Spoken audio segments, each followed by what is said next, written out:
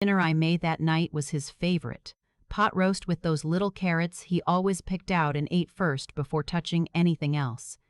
I remember standing in the kitchen around 7, lifting the lid to check on it, and thinking he was probably just stuck in traffic. He did that sometimes. Got caught up. By 9 I stopped checking my phone. By 10 I put the food in containers and went to bed without eating. The call came at 11:47. I know the exact time because I'd been lying there staring at the ceiling and I watched the numbers change on the clock right before my phone lit up. Unknown number. I almost didn't answer. Is this the wife of Mr. Kendall Pierce? I sat up. Yes, this is she. Ma'am, this is Officer Daniels with the Hartwell County Police Department. I'm calling because there's been an incident. Your husband was found unresponsive at a private residence earlier this evening. Paramedics responded, but... A pause. Ma'am, I'm very sorry. He didn't make it. I asked him to repeat himself, not because I didn't hear him, because some part of me needed to hear it a second time before my brain would accept that this was real and not some exhausted half-dream. He repeated himself. I don't remember getting dressed. I remember being in my car, hands on the steering wheel, the radio on some station playing something cheerful, and me reaching over and turning it off so hard I thought I'd snap the knob. When I got to the address Officer Daniels had given me, I didn't recognize it. It was a condo complex on the north side of town. The nicer part, the part where I'd always said we should look when we were ready to upgrade from our house. There were 2 police cruisers parked out front. A small group of neighbors had gathered on the sidewalk in their pajamas, watching. Officer Daniels met me at the entrance. He was younger than I expected. He looked genuinely sorry. He walked me through what had happened in the careful, measured way police are trained to do. The kind of tone that means they're trying to soften something unsoftenable. A woman had called 911 at 9:14 p.m. reporting an unresponsive man at her residence. She had given her address, confirmed she was performing CPR, and was still on the line when the first responders arrived. By the time they got there, he was already gone. Massive cardiac event, the paramedics believed. He was 41 years old. I asked who the woman was. Officer Daniels looked at his notepad. A Ms. Tiffany Holt. She's a resident here. She's been cooperative. Was she his? I stopped. Started again. Did she say how she knew him? He looked at me with that same careful expression. She described him as a close friend. I stood there in that condo lobby with the fluorescent lights buzzing overhead, and I understood, in the way you understand something you've been not understanding for a long time, exactly what kind of close friend she was. My husband died in another woman's bed. In a condo he had apparently been visiting for, I would find out later, almost 2 years. The drive to my in-laws' house is 20 minutes from mine. I know because I've made it hundreds of times over the years, for Sunday dinners, for holidays, to drop off the things my mother-in-law forgot at our place, to pick up casseroles when she insisted on feeding us even when we didn't need feeding. 20 minutes I used to make without thinking. I didn't call them that night. I couldn't. I sat in my car outside the condo complex for a long time, and then I drove home, and I sat on my kitchen floor next to the refrigerator because I didn't know where else to be, and I stayed there until it got light outside. My mother-in-law called me at 6:45 in the morning. Someone, I still don't know who, had already told her. She was crying. I expected that. What I didn't expect was what she said next. You need to come over. We need to talk about the arrangements. I had been awake for over 20 hours. I had just found out my husband was dead and also, in the same breath, that he had been cheating on me for the better part of 2 years. I said I needed a few hours. There's no time for that, she said. These things need to be planned. You know we don't have the resources. You know that. I did know that. I had always known that. It was one of those things I'd understood going into my marriage without fully understanding what it would come to mean. That my husband's family did not have money, and that over the 12 years we had been together, that fact had slowly, quietly, become my responsibility to manage. It started small. A car payment here, a medical bill there. When my father-in-law's back got bad enough that he couldn't work, I covered their rent. Not all of it. Just the part that made the difference between them staying in their apartment and not. When my husband's younger brother lost his job during the pandemic and then, seemingly, stopped looking for a new one, I was the one who quietly added a little extra to whatever my husband sent him each month, because my husband was sending it from our joint account and I was the one who kept that account from going below zero. I was a senior project manager at an engineering firm. I made good money. I had worked very hard to make good money. My husband sold commercial real estate and had good months and bad months, and the bad months happened more often than he ever told me, which I also found out later. So yes, I knew they didn't have resources. I had been the resource. I had been the resource. I drove to their house at 9 in the morning. My mother-in-law opened the door before I reached the porch. She looked like she hadn't slept either, and I felt, despite everything, a pang of grief that was real and complicated and hard to explain. Because I did love these people, in the way you love the family you marry into, imperfectly, and with full knowledge of their flaws. My father-in-law was sitting in his recliner. My brother-in-law was there too, slouched on the couch in a way that made him look like a teenager even though he's 34 years old. My mother-in-law sat across from me at the kitchen table and started talking about the funeral before I had even taken off my coat. She wanted a viewing, a full service, a burial plot at the cemetery where her parents were buried. She had already called the funeral home, not to ask about prices, but to tell them the date she wanted. I listened. I kept my hands flat on the table. When she finished, I asked her how much she thought it would cost. She looked at me like I had asked something indecent. That's not the point right now. I think it is the point, I said. Since you said you don't have the resources, you have the card? She said it like it was obvious, like there was nothing strange about it. The one with the high limit. You've used it for family things before. I had a credit card with a $40,000 limit that I'd used twice for family things, once to cover a plumbing emergency at their apartment, once to buy plane tickets when my father-in-law needed to see a specialist out of state. She had apparently cataloged this. My brother-in-law looked up from the couch. It's not like you can't afford it. I looked at him for a long moment. I need some time, I said. I just found out my husband died last night. Can I have a few days before we make final decisions? My mother-in-law reached across the table and patted my hand in a way that was meant to be comforting but felt like a closing of something. Of course, sweetheart. But just don't wait too long. These things fill up. I went home. I sat at my desk and I opened my laptop and I looked at my accounts, which were my accounts. The accounts I had built and maintained. The accounts that had been quietly subsidizing the people I had just sat across from for years, while my husband was apparently spending our money on a second life he was living 20 minutes away. And I made some decisions. The first thing I did was call my bank and put a hold on the joint account. Not close it, just freeze it while I figured out what I was dealing with. Then I called the credit card company and reported my card as lost. They would send me a new one. Different number. The old one, the one my mother-in-law had been thinking about, would stop working. The second thing I did was call a lawyer. Her name was Patricia. Not a family friend, not someone my husband had ever met, someone I found through my company's legal referral program. I told her the situation in the plainest terms I could. She was quiet for a moment and then she said, "Before you do anything else, I need you to understand your position clearly." She walked me through it. My husband had died without a will. We owned the house jointly. I was his next of kin. I was also, potentially, liable for any debts he had in his name that I didn't know about yet. That last part stopped me cold. "What kind of debts?" I asked. "That's what you need to find out," she said, quickly.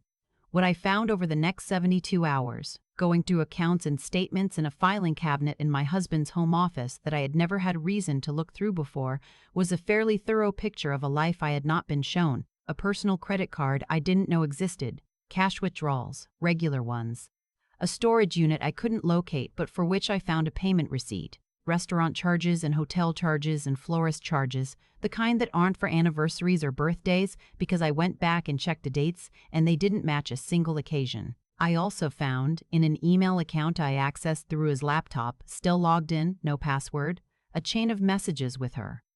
They had met at a work event. He had pursued her for weeks before she agreed to see him. She had, at multiple points, tried to end it.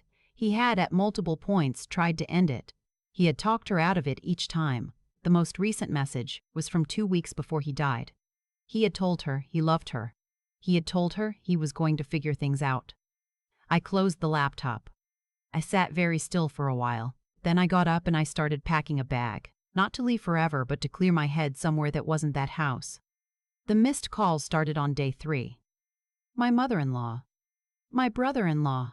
An unknown number that called 4 times in a row, which turned out to be my brother-in-law from a different phone. Then, on the fourth day, a text from a number I didn't recognize. "This is Tiffany. I know this isn't the right time, but I need to speak with you." He made promises to me and I have a right to. I put my phone face down on the table and went to the window. I won't pretend I was calm. I wasn't calm. I was somewhere past calm and past anger and into a place that felt very cold and very clear, the way things sometimes get when you're beyond the point of feeling anything about being hurt, and you've moved into the territory of just thinking. My attorney had advised me to document everything. I did. I photographed the statements. I saved the emails. I kept a record of every call and text.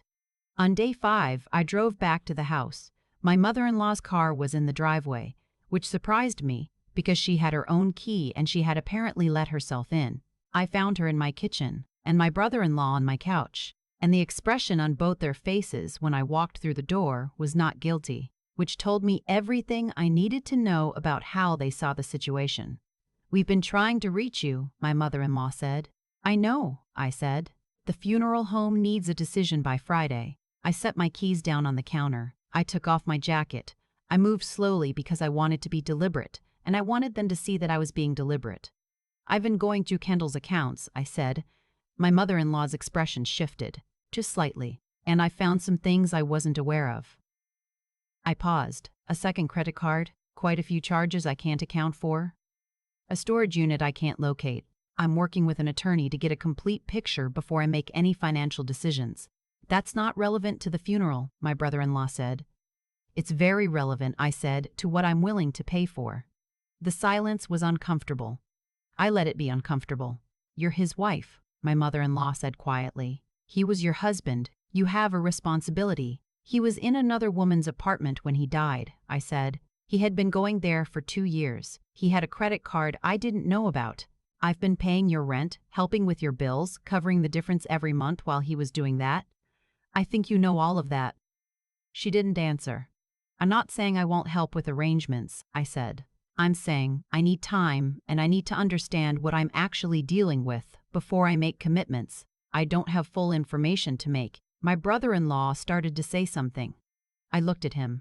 He stopped. "I'll need my key back," I said. "Both of you." I changed the code on the garage too. My mother-in-law stood up slowly. Her face had gone through several things in the last few minutes. It landed on something I recognized as wounded dignity, the expression of someone who has expected something and been refused, who wants to be angry but knows somewhere that the anger isn't quite fair. She left the key on the counter. They left.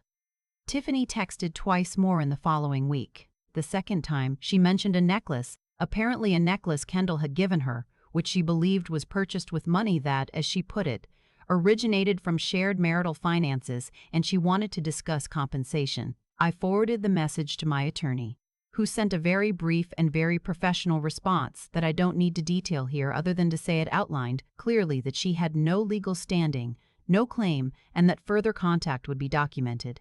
The necklace was never mentioned again. The house sold faster than I expected. I had a real estate agent in within 2 weeks of the funeral, which I had contributed to in the form of a direct payment to the funeral home for a specific and limited portion of the costs, arranged through my attorney, no card numbers exchanged, nothing open-ended. I was not present for the service. I know that sounds hard. It was the right choice for me. The listing went up on a Thursday. I had an offer by Sunday. It was a good offer. I took it.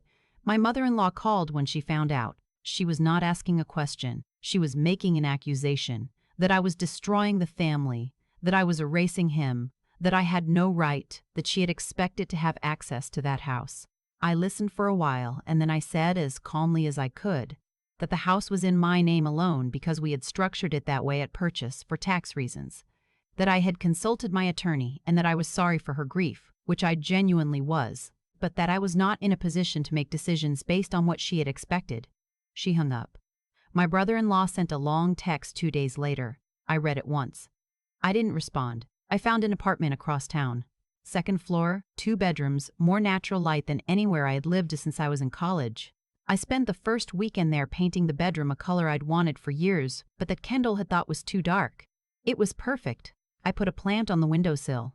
I made myself a real dinner and ate it sitting at a table that was mine and only mine, And the quiet was not the same quiet as those nights waiting for him to come home.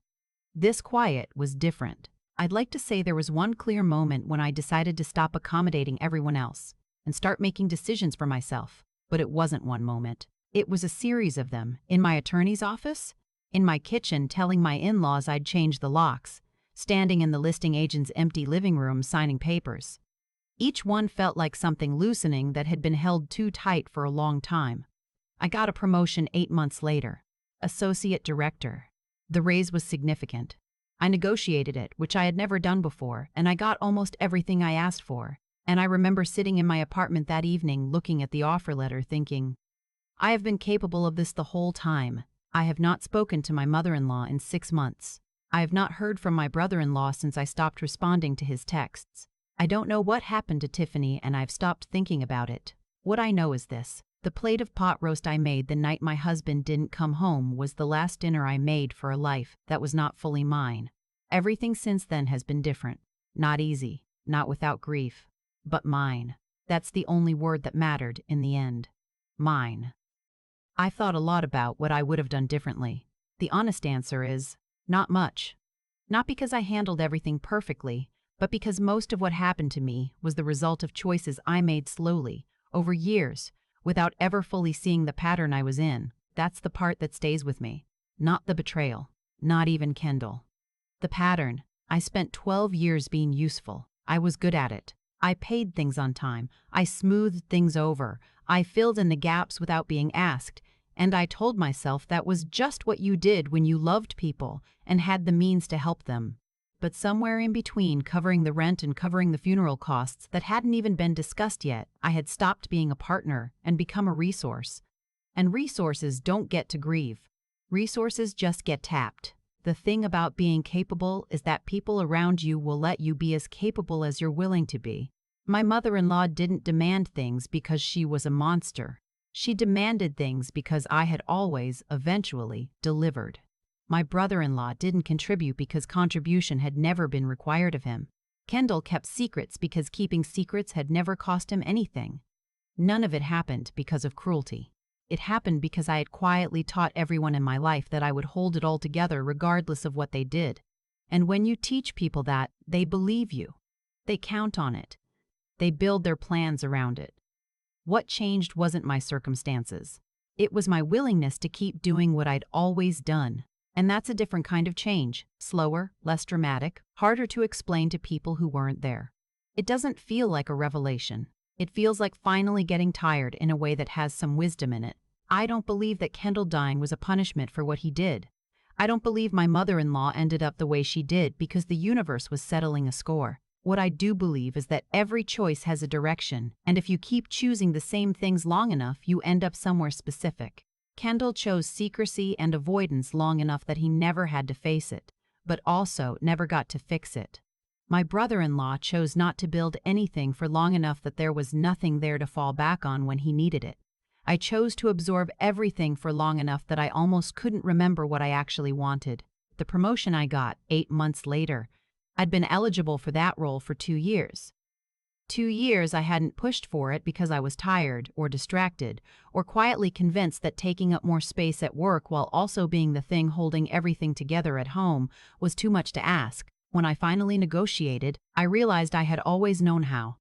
I just hadn't had enough left over to try. That's what I think about when I think about this whole story. Not the betrayal, not the funeral or the frozen account or the house I sold in 4 days. I think about that negotiation. About sitting across a table and asking for what I was worth and not apologizing for the number. That was the real ending. Everything else was just the clearing out.